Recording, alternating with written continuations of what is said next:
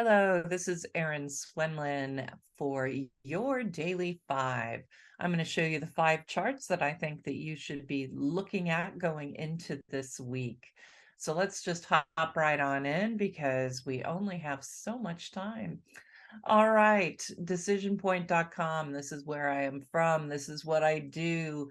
The Decision Point Alert is your daily assessment of all of the market. We also cover Bitcoin and yields and the dollar and gold and many other things in the DP Alert. Decision Point Diamonds, that is where you're going to get my diamonds in the rough stocks. And I hope that you'll see them ride that tide that we figure out for the Decision Point Alert. Okay, and if you want 2 weeks to try us out, just use that coupon code at the bottom, DP Trial and the number 2. All right, let's get started with the S&P 500, of course, the SPY. We're going to start off with the daily 5-month chart. And as you can see right now, it looks like we're getting a little bit of a shooting star candlestick going on. This is, of course, intraday on Monday, which is when we're recording this. But mainly, I wanted to point out the fact that we do have that nice breakout. And you can see that it broke out right here above these tops here in November and December. And so we really like that look on that breakout. But we did expect to see a little bit of a problem with price, mainly because this we found was an upside exhaustion climax. So the expectation was a day or two of downside, or at least a chance for the market to pause and digest the move that we saw last week, which was fantastic. The Swenlin Trading Oscillators and the ITBM, these are our primary indicators, primary market indicators that we use. The Swenlin Trading Oscillators have just gone off, just really spiked. They're looking very good right now. The only big issue, of course, when you look at this chart, are these STOs being very, very overbought. Now, this could be an issue. Looks like we might already be seeing a little bit of pullback on that exhaustion I was talking about, and the fact that we had the spikes on these Swenlin trading oscillators. But I do want to say that, if we get into a nice bull market run here, which is what things are lined up to do, something like this, you can see that these indicators, the Swenlin trading oscillators, can get very overbought, and they can maintain overbought conditions, as you can see right back here. So if we do end up in a nice bull market move, we shouldn't be too concerned about overbought conditions, because the market will need to pause or move down eventually during the rally. The ITBM and ITVM are intermediate term indicators, and you can see they began confirming these short-term indicators, probably about 2 weeks ago. They started to rise with the short-term indicators. So that was really great notice to us that we were probably going to see some rally and some move to the upside. And sure enough, that's exactly what we ended up seeing. Of course, last week we had that very strong rally. Let's look at the Silver Cross Index, and actually we'll look at the Golden Cross Index as well. But the big news right now is that we had a positive crossover on our Silver Cross Index. So I wanted to show you that. Okay, so you need a little explanation about what you're looking at here. So let's start over here on the bottom, actually. So this tells us the percent of stocks above their 20-day EMA. This tells you the amount of stocks above their 50-day EMA. And finally, the S&P stocks above their 200-day EMA. As expected, we're seeing some really great expansion on participation. You can see particularly with price going above the 20-day EMA, which is exactly what we would expect, that this would be the number to increase first, as this is the faster EMA.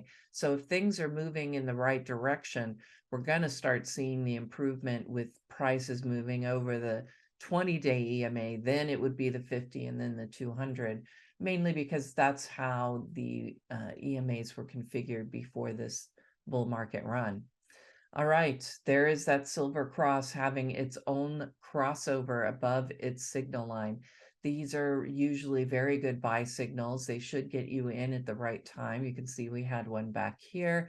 They do come a little late into a move, which obviously we're seeing right here, but certainly we could see some more follow through as that silver cross continues to rise out of oversold territory. What is the Silver Cross Index? I just realized I haven't told you that. The Silver Cross Index measures how many stocks have a 20-day EMA above their 50-day EMA. So right now we have a third of them have their 20-day EMA above their 50-day EMA. So the Silver Cross, a Silver Cross is a 20, 50-day EMA crossover. So that's just an individual Silver Cross.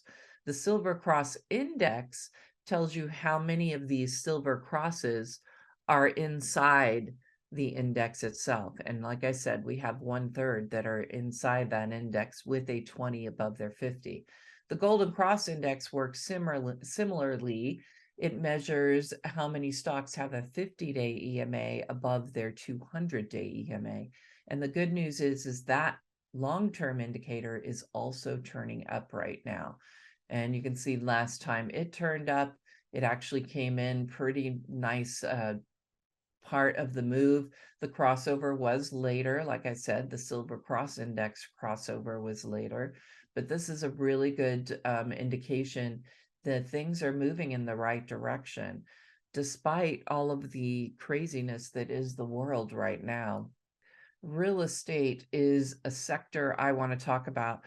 On Friday, for my Decision Point Diamond subscribers, I give them the sector to watch and the industry group to watch.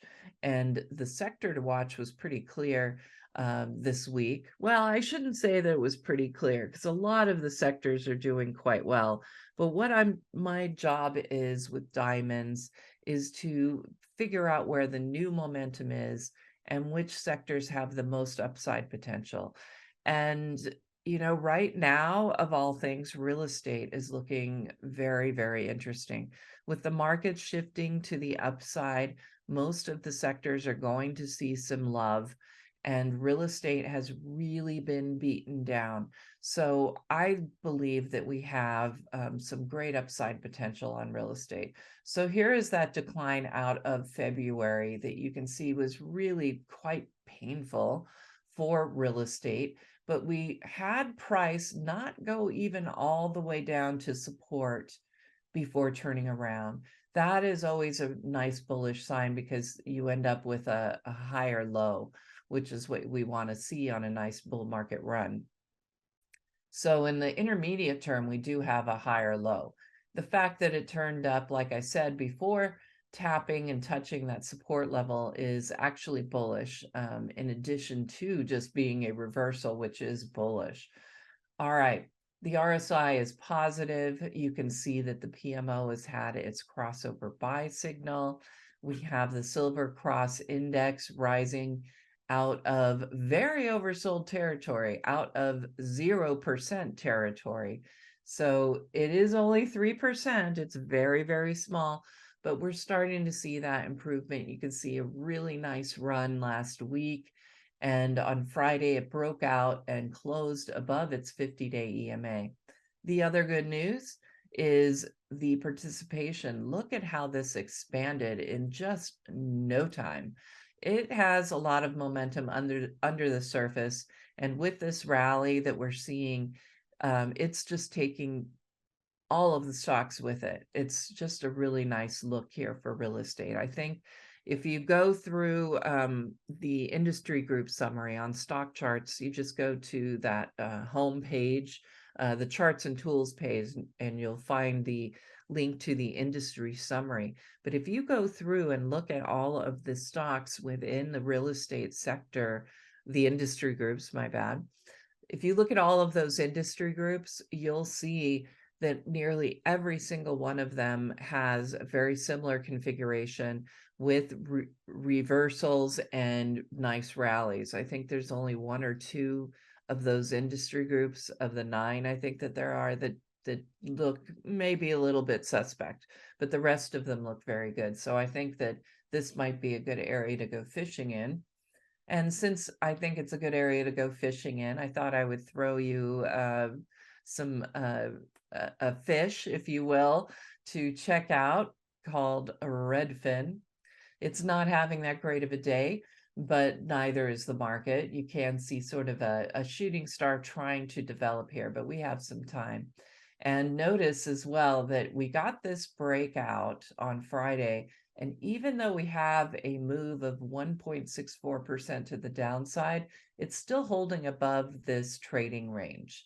It was a big, I think it was like a 4.5% move for Redfin on Friday.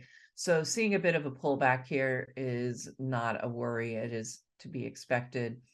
And you can see the nice breakout from this bullish falling wedge. The bullish falling wedge happens to be the handle on a big giant cup. So cup with handle is also a bullish pattern. We're finally getting that breakout. I like the move here on Redfin. We have the PMO on a crossover buy signal. Stochastics now above 80, and it is performing in line with the market, maybe even slightly better for the industry group and for Redfin. So I see about 18% upside potential on this particular investment. So I thought I would throw you this one as possible to go into. That is it for your Daily 5. I want to thank you for watching. Again, my name is Erin Swenlin. Come check us out at decisionpoint.com, and we have that 2-week trial.